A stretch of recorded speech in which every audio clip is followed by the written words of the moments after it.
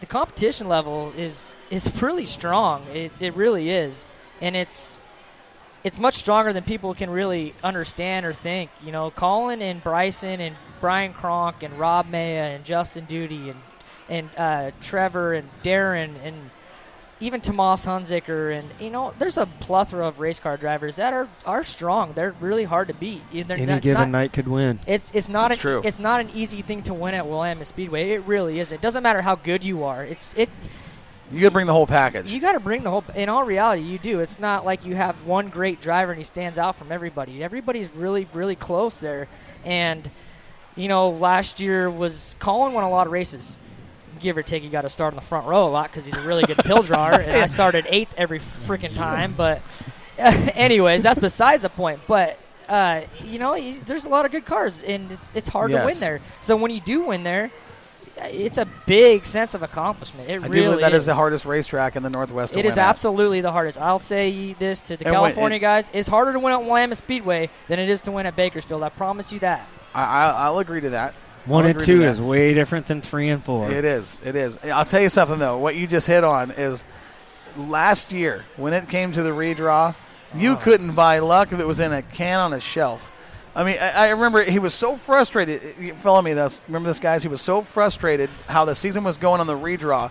We actually brought a kid out of the stands, and it said, okay, draw for me. There was 8 spots, 1 through 8, and it was like the 3rd pick. And that little kid drew him number 8. Yeah, Joey just looked at me and shook his head It got to the point where when Joey would go down for the redraw, he would just sit there and go, just hand me 7 or 8. Let's go. Let's get it over with. I'm done. Here's what, and the way it went last year, like you just hit on a little while ago. I think I broke the record. I have never seen, and I don't mean this as a knock, I've never seen anybody have the bad luck or draw so poorly and then have the other end of the spectrum with Weinbarger drawn in the front row every race or every other race. Yeah.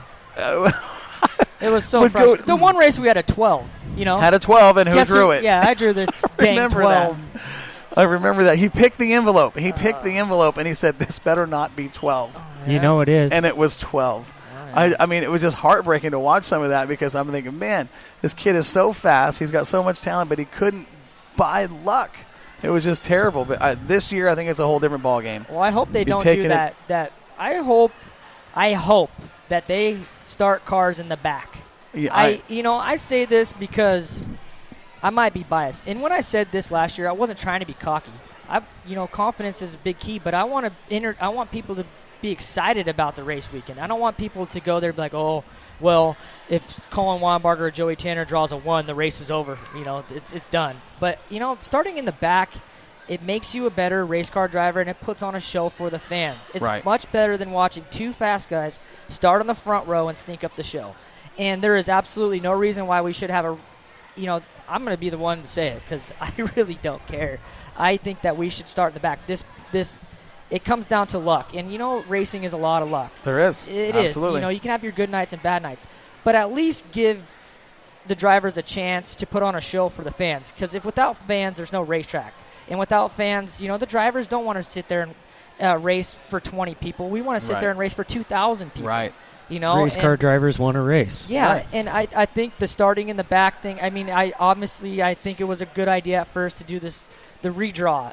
Now I think that you should just go back to what was good for the racetrack, what was good for the fans, what was good for the spectators, what was good for the announcers, what was good for the crew guys, and just start them in the back, and the best guy will win. I will not in any way, shape, or form disagree with anything you just said. I am all for that. Here's why. Some things I agree with it. Number one, it eliminates sandbagging. Absolutely. Okay, that's out the window. You're not going to. We have the 8/10 rule. You want to sandbag and start up front, you're going to get caught. You're going to get the black flag. That's gone. Yeah. Okay, we see some of that to this day with some of that starting up front stuff. Okay, as a fan, let's take away the media side as announcers, Joel, Sam. Let's take all that away. We're in the grandstands. Do you want to show up and like you said, watch the 111 and the Superman car start on the front row? No, because they're going to take off and lap everybody, and it's going to be boring. You pay $14, $15 getting into a racetrack. You don't want to see that. You want to see a race. And when it comes to dirt track racing, like the tradition is at Willamette Speedway for all those years, to put the cars in the back and watch the champions that won. We saw Bob Boyd here yesterday, or this morning he was here. He won how many championships in the back? Tom Wagner, Bob Jeffrey, Darren Koppel, Russ Sell, Rob Maya, Trevor Glaser. These guys that started from the back row and won titles.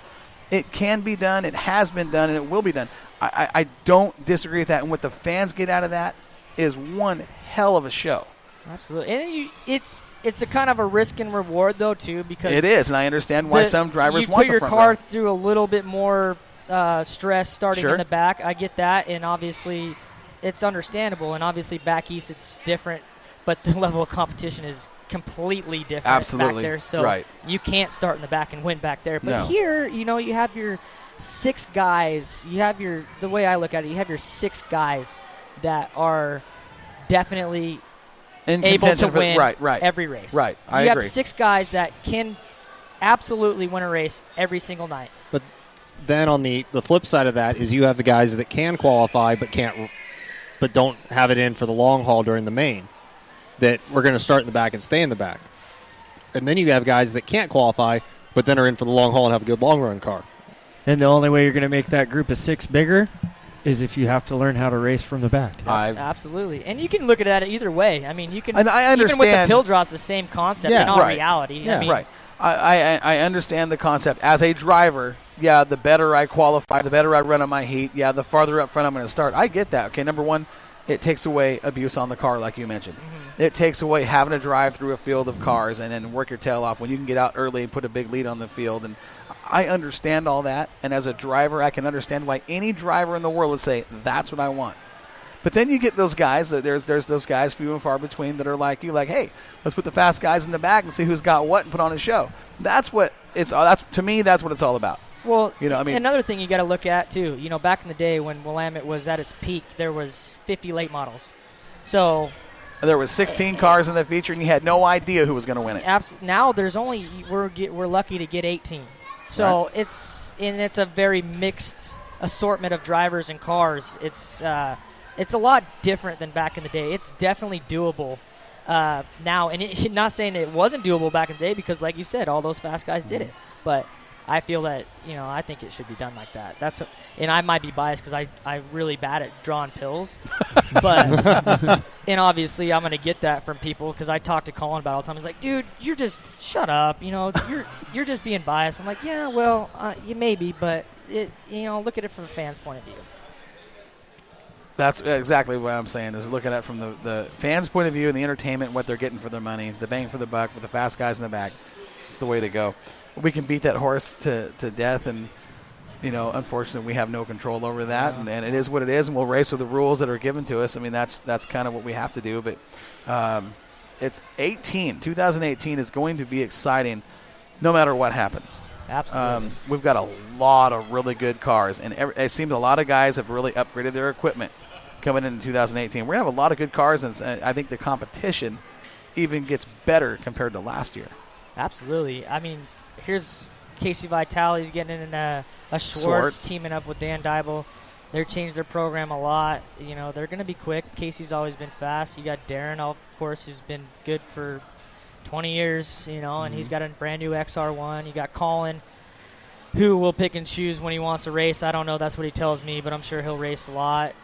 He's the defending late model champion. Bryson, there's just the list goes on and on. There's a lot of good cars, and there is a lot of guys getting new cars and changing the program up a little bit. I think it will be a little bit more competitive this year, and I'm looking forward to it. I could sit here and tell you all day long that I'm going to go out and just wax them, but it's not going to happen. It's tough competition. I'm looking forward to the challenge of getting this new VS1 to get planted into the racetrack. It's probably going to take it's not going to be as easy because it's a completely different chassis, completely different build, but there's going to be we'll get it education time, the first few races, get it dialed in. I'll throw a big curveball at it one night, and maybe I'll stumble across something. You never know, but I think we'll be good. I can't even tell you how excited I am to get in the bucket of that car. As beautiful as it is, and as well put together as it is from Mike, and I'm really looking forward to this year. Are you going to stick to running that and dialing it in, or are you going to hit some of that Iron Giant series like you did last year? The thing is, I'm not Maria for the Simpkins, and that was a kind of a thing play it all, Joey. Absolutely. That is out there and literally kicking the pants off of people. He spends his money in the right place. See, most guys want to go through and add horsepower. I got 1,300 horsepower. Great, you're not hooking it up. You're not doing anything. I think it would help you don't use that well, power. they don't. I mean,